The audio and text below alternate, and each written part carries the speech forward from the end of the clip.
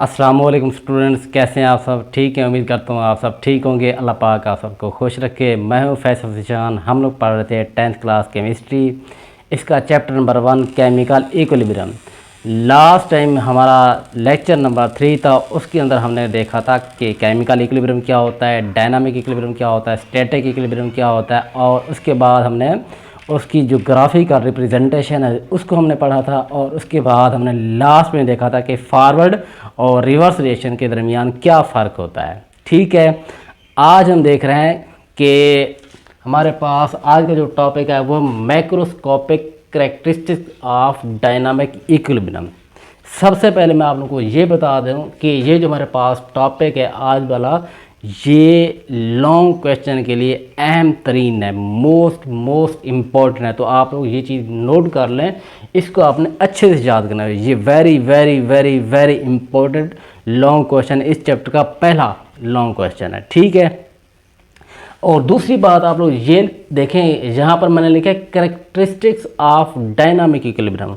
वो लाजमी नहीं है कि कैरेक्टरिस्टिक बताए, वो आप लोग से पूछ सकते हैं कि प्रॉपर्टीज़ ऑफ डायनामिक इक्विलिब्रियम, या वो आप लोग से पूछ सकते हैं कि कैरेक्टरिस्टिक्स ऑफ डायनामिक इक्विलिब्रियम।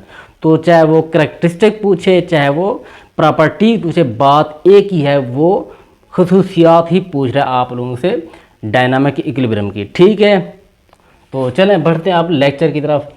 इसके बस 4 से 5 पॉइंट्स हैं, इनको आपने अच्छे से याद करना और आसान है, और आप लोग ये सारे पहले पढ़ चुके। मैं आप लोगों को अपने लेक्चर के अंदर सारे वो पॉइंट्स मैंने आप लोगों को बताए हुए हैं। अब नेक्स्ट मज़ीद उसको जो है ना देख लेते हैं। तो इसका जो पहला पॉइंट है, वो पहला पॉइंट क्या है? वो कहता है कि ये जो हमारे पास डायनामिक इक्विलिब्रियम, इसको हम सिर्फ और सिर्फ क्लोज सिस्टम के अंदर ही हासिल कर सकते हैं। अब मिसाल के तौर पर लास्ट में पहला जो दूसरा जो हमारा लेक्चर था, उसके अंदर मैंने आप लोगों को बताया था कि जब हम क्या करते हैं, एक फ्लास्क के अंदर क्या करते हैं, कैल्शियम कार्बोनेट को, चूने के पत्थर को CaCO3, जब हम इसको क्या करते हैं, हीट करते हैं, तो ये कैल्शियम ऑक्साइड CaO और कार्बन डाइऑक्साइड इसके अंदर क्या चेंज हो जाता है। अब अगर हमारा सिस्टम ऊपर से क्या है, खुला है, ओपन है, तो फिर ये कार्बन डाइऑक्साइड क्या यहाँ से बाहर ऊपर की तरफ चली जाएगी और बाहर खारिज हो जाएगी। इस तरह दोबारा हमारे पास कैल्शियम ऑक्साइड के साथ दोबारा रिएक्ट करने के लिए कार्बन डाइऑक्साइड मौजूद नहीं है, तो रिएक्शन पीछे की तरफ वापस नहीं जाएगा। तो फिर क्या इसके अंदर इक्विलिब्रियम अचीव होगा? नहीं होगा। जब रिएक्शन पीछे की तरफ वापस नहीं आएगा, रिवर्सिबल रिएक्शन ही नहीं होगा, तो इसके अंदर हमारे पास क्या इक्विलिब्रियम अचीव नहीं होगा। तो यहाँ से आपने ये एक कंक्लूजन देखा कि जब हमारा सिस्टम ओपन होता है, खुला होता है, तो हमें वहाँ पर इक्विलिब्रियम नहीं मिलता। हाँ, लेकिन अगर हम क्या करते हैं, ऊपर से ये सिस्टम क्या कर देते हैं, बंद कर देते हैं, क्लोज कर देते हैं। अब अगर हम क्या करते हैं, इस कैल्शियम कार्बोनेट को हीट करते, तो ये दोबारा अपने कैल्शियम ऑक्साइड और कार्बन डाइऑक्साइड के साथ क्या चेंज हो जाएगी, और अब कार्बन डाइऑक्साइड के पास वापसी का कोई रास्ता नहीं है, तो फिर ये दोबारा इसी कैल्शियम ऑक्साइड के साथ दोबारा रिएक्ट करके वही चीज़ बना देगी। इस तरह फॉरवर्ड और रिवर्स रिएक्शन होता रहेगा। फिर एक टाइम ऐसा आएगा कि इक्विलिब्रियम वाली स्टेट आप लोगों को मिल जाएगी। तो आपने यहाँ से एक बात ये सीख ली कि जो हमारे पास इक्विलिब्रियम है वो सिर्फ और सिर्फ आप लोगों को मिल सकता है किस सिस्टम के अंदर, क्लोज सिस्टम के अंदर। ठीक है, तो पहला पॉइंट ये, इसको आप लोग नोट करें। An equilibrium, an equilibrium state is only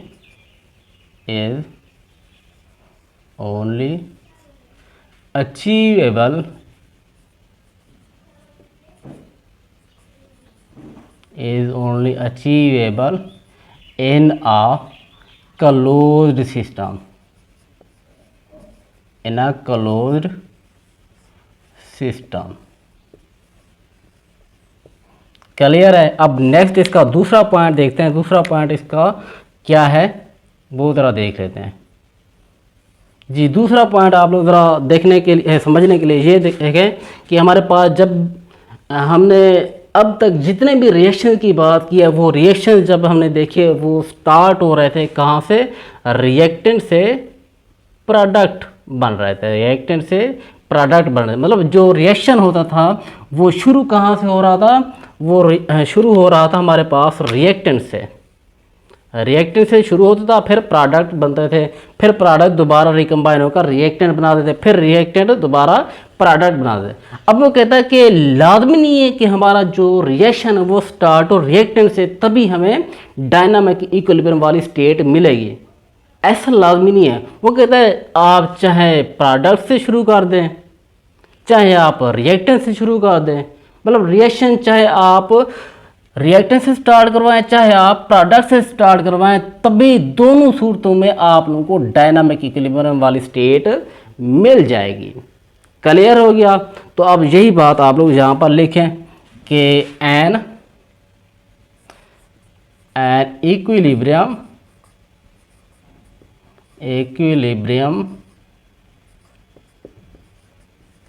state can be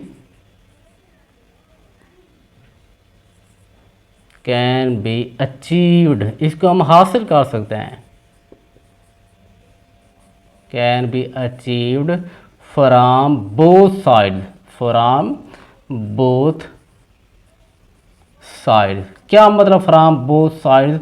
मतलब वो रिएक्शन चाहे रिएक्टेंट से स्टार्ट हो चाहे प्रोडक्ट से स्टार्ट हो, आइदर रिएक्शन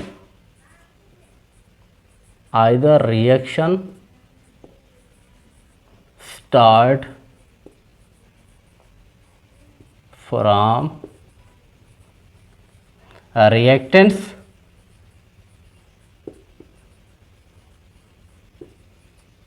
or products।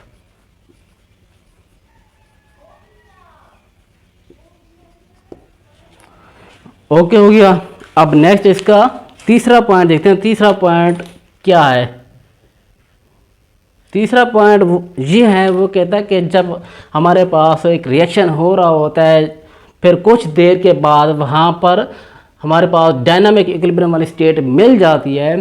जब एक डायनामिक इक्विलिब्रियम वाली स्टेट आ जाती है तो फिर हम क्या करें, अगर हम उस डायनामिक इक्विलिब्रियम स्टेट को डिस्टर्ब करें, ठीक है, तो डिस्टर्ब करने के बाद भी हम क्या कर सकते हैं, उस डायनामिक इक्विलिब्रियम वाली स्टेट को दोबारा हासिल कर सकते हैं।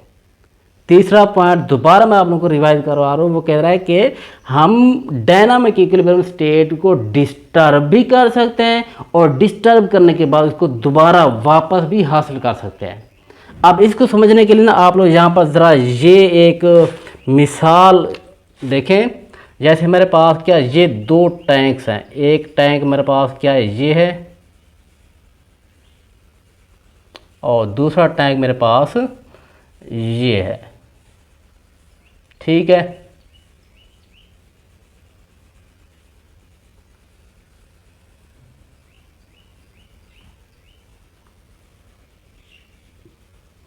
अच्छा, ये दो टैंक है मेरे पास, इन दोनों टैंक के अंदर क्या पानी मौजूद है, क्या मौजूद है, पानी मौजूद है। ये मेरे पास क्या पानी मौजूद है और इन दोनों टैंक के अंदर ये जो पानी का लेवल है वो क्या है, बराबर है, वो क्या बराबर है। अब मैं कह रहा हूँ कि ये वाला जो टैंक है ये रिएक्टेंट है और ये वाला टैंक है प्रोडक्ट है। अच्छा, अब आप इन दोनों में से किसी एक टैंक के अंदर आप एक्स्ट्रा ऊपर से क्या पानी डालें। जैसे आप इसके अंदर क्या पानी डालेंगे, आप लोग देखेंगे कि उसी टैंक के अंदर पानी का लेवल क्या थोड़ा सा बढ़ना स्टार्ट होगा, लेकिन ये सिर्फ क्या कुछ लम्हे के लिए होगा। फिर कुछ देर के बाद आप लोग देखेंगे वो पानी यहाँ से ट्रांसफ़र होता हुआ इस साइड के ऊपर भी आ जाएगा, मतलब पानी अपना लेवल दोबारा बैलेंस कर लेगा। आपने क्या इसके लेवल को एक्स्ट्रा पानी डालकर आपने डिस्टर्ब किया था, लेकिन कुछ देर के बाद इस पानी ने दोबारा अपना लेवल क्या किया, बरकरार कर दिया। यही बात है इस डायनामिक इक्विलिब्रियम में।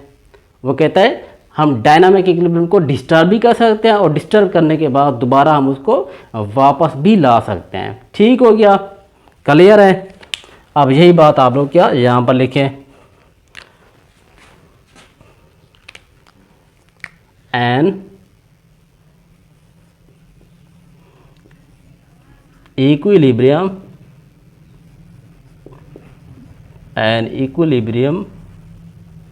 state can be disturbed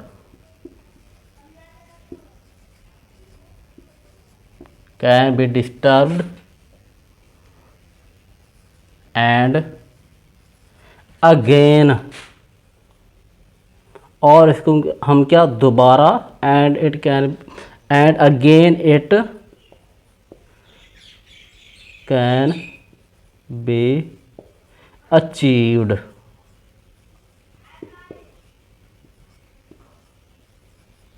समझ में आ गया। अब यहाँ पर बात ये आती है कि हम इक्विलिब्रियम की स्टेट को डिस्टर्ब कैसे कर सकते हैं, उसमें खलल कैसे डाल सकते हैं। तो इसको डिस्टर्ब हम 3-4 चीज़ों से कर सकते हैं। एक, हम क्या इसके अंदर जो हमारे पास वो रिएक्टेंट्स हैं उनकी मिकदार को चेंज करके, ठीक है, हम क्या कर सकते हैं, रिएक्टेंट्स, ये जो हमारे पास रिएक्टेंट होते हैं, रिएक्टेंट्स को हम चेंज करके इक्विलिब्रियम को डिस्टर्ब कर सकते हैं। या फिर हम क्या कर सकते हैं, टेम्परेचर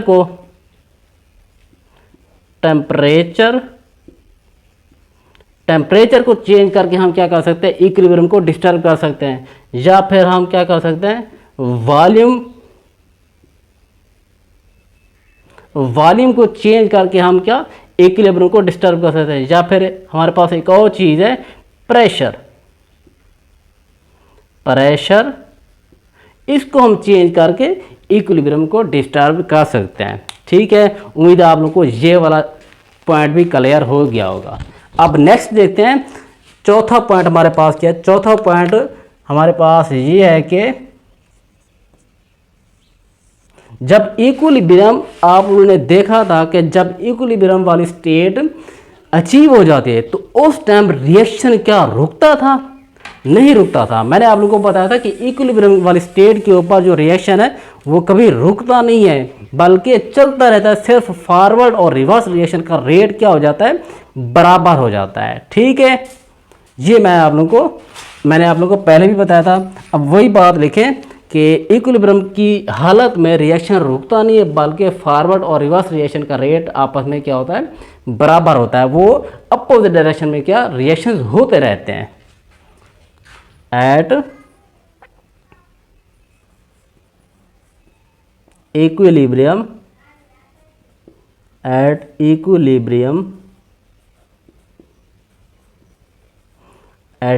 state, reaction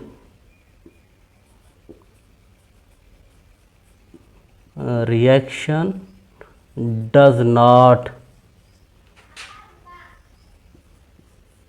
stop। ये क्या रुकता नहीं है, but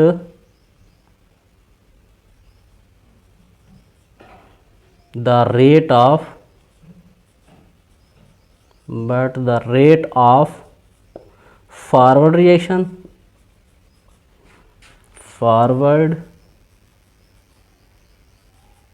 and reverse reactions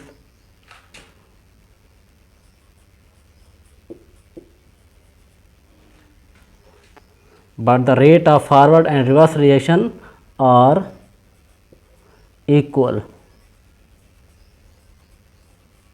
but in opposite direction। लेकिन उनकी डायरेक्शन क्या होती है, अपोजिट होती है। but in opposite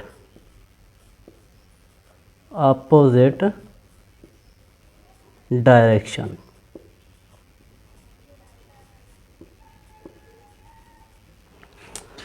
अच्छा, अब नेक्स्ट इसका आखिरी पॉइंट देखते हैं। आखिरी पॉइंट हमारे पास क्या है जी, नेक्स्ट आखिरी पॉइंट देख लेते हैं।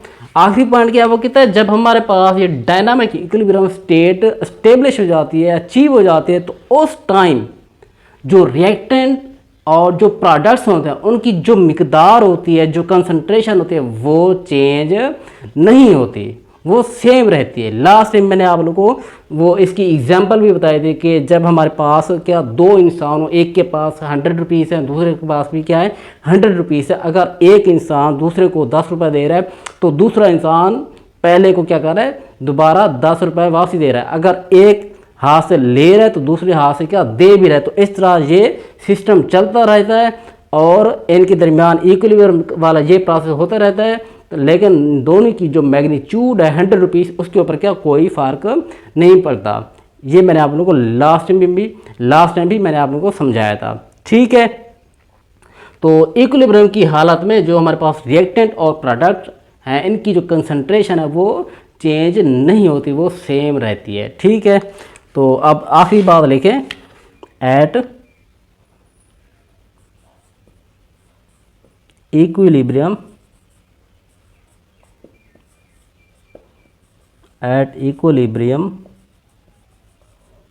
state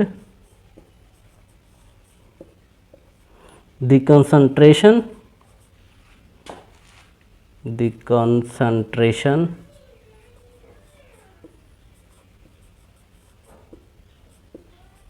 of reactants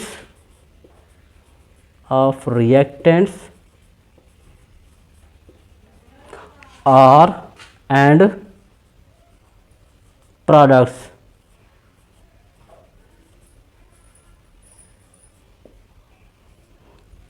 remains same। ये क्या सेम रहते हैं, इनकी कंसंट्रेशन, इनकी मैग्नीट्यूड रिमेन्स सेम।